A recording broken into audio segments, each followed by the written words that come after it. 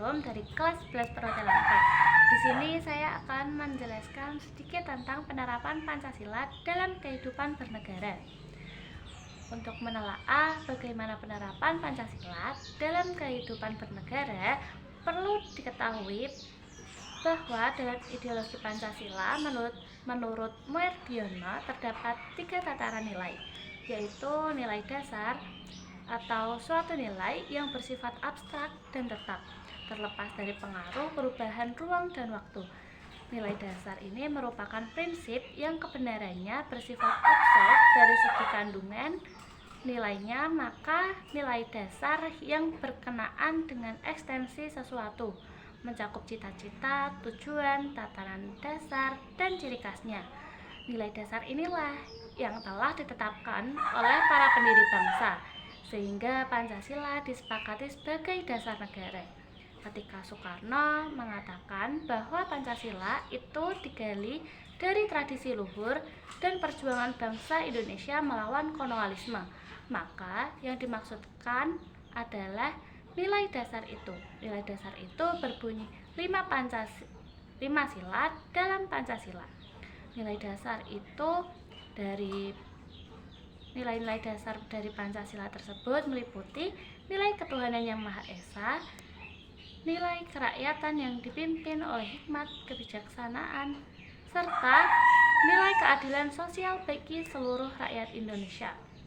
Lalu, yang kedua ada nilai instrumental, nilai yang bersifat kontekstual, nilai penjabaran dari nilai-nilai Pancasila berupa arahan kinerja untuk kurun waktu tertentu dan untuk kondisi tertentu. Nilai instrumental ini harus disesuaikan dengan tuntunan zaman dan mengacu serta berlandaskan kepada nilai dasar yang dijabarkannya. Penjabaran itu bisa dilakukan secara kreatif dan dinamis dalam bentuk-bentuk baru untuk mewujudkan semangat yang sama dalam batas-batas yang dimungkinkan oleh nilai dasar itu. Nilai dasar dari kandungannya, nilainya, maka nilai instrumental merupakan kebijakan, strategi, organisasi, sistem, rencana, program, bahkan proyek-proyek yang menindaklanjuti nilai dasar tersebut. Lembaga negara yang berwenang menyusun nilai instrumental adalah MPR, Presiden, dan DPR. Nilai praksis adalah yang ketiga adalah nilai praksis.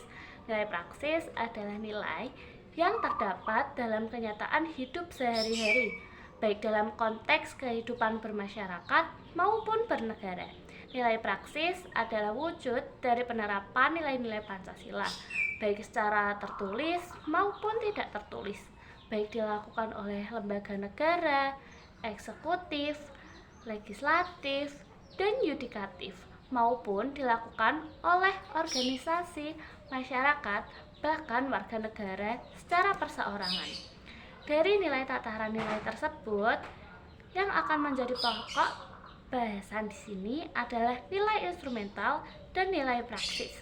Pada praktiknya, nilai instrumental dan nilai praksis harus mengacu dan tidak boleh bertentangan dengan nilai dasar. Nilai praksis tidak boleh bertentangan dengan nilai instrumental.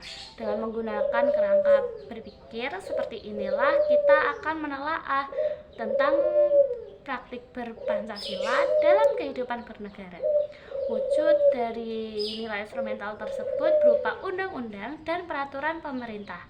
Sebagai penjabaran dari nilai Pancasila, nilai instrumental tidak boleh bertentangan dengan nilai dasar Pancasila. Jadi, mari kita telaah lebih detail wujud nilai instrumental dan nilai praksis. Selanjutnya di sini saya akan menjelaskan sedikit tentang sejarah konstitusi Indonesia.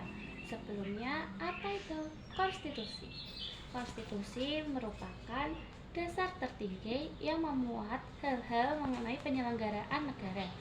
Dalam ungkapan lain, konstitusi adalah kerangka kerja dari sebuah negara yang menjelaskan tentang bagaimana menjalankan dan mengorganisir jalannya pemerintahan. Konstitusi pada umumnya dibagi menjadi 2 jenis, yaitu tertulis dan tidak tertulis. Konstitusi tertulis adalah aturan-aturan pokok dasar negara, bangunan negara, dan tata negara yang mengatur kehidupan suatu bangsa di dalam persekutuan hukum negara. Konstitusi tidak tertulis disebut juga dengan konvensi, yaitu kebiasaan ketatanegaraan yang sering timbul dalam sebuah negara. Contoh konvensi dalam ketatanegaraan Indonesia antara lain pengambilan keputusan di MPR berdasarkan musyawarah untuk mufakat, pidato presiden setiap tanggal 16 Agustus 1945 di depan sidang paripurna DPR, dan sebelum MPR bersidang, presiden telah menyiapkan rancangan bahan-bahan untuk sidang umum MPR yang akan datang itu. Hampir semua negara memiliki konstitusi tertulis, termasuk Indonesia, berupa Undang-Undang Dasar atau UUD 1945. Sedangkan negara yang dianggap tidak memiliki konstitusi tertulis adalah Inggris dan Kanada. Di kedua negara ini, aturan dasar terhadap semua lembaga-lembaga kenegaraan dan semua hak asasi manusia terdapat pada adat, kebiasaan, dan juga tersebar di berbagai dokumen. Di Inggris misalnya, memiliki dokumen bersejarah seperti Magna Carta Libertatum, lalu the Habeas Corpus Act, dan the Bill of Rights. Dokumen-dokumen ini dikategorikan sebagai konstitusi tidak tertulis yang mengatur diantaranya tentang jaminan hak asasi manusia rakyat Inggris. Para pendiri bangsa telah bersepakat menyusun sebuah undang-undang dasar sebagai konstitusi tertulis dengan segala arti dan fungsinya. Undang-undang dasar adalah naskah yang memaparkan rangka dan tugas-tugas pokok dari badan-badan pemerintahan suatu negara dan menentukan pokok-pokok cara kerja badan-badan tersebut. Di dalam negara yang menganut paham demokrasi, Undang-Undang Dasar memiliki fungsi yang khas, yaitu membatasi kekuasaan pemerintahan. Penyelenggaraan kekuasaan tidak bersifat sewenang-wenang.